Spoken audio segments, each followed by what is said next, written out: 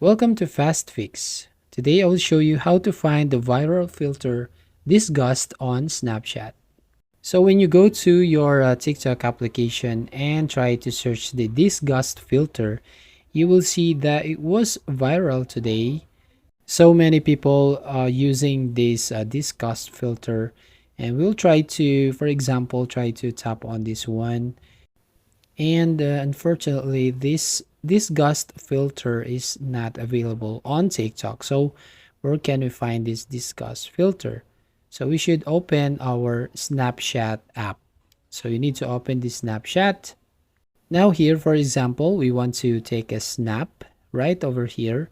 Try to search the disgust filter on the search bar, and then you will find this one.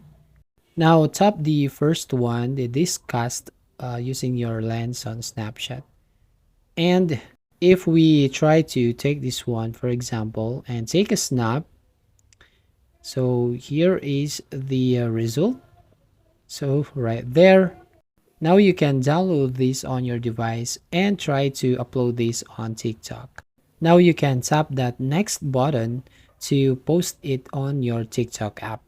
That's it. If you find this helpful, don't forget to like and subscribe and ring the bell icon to notify you on the next video.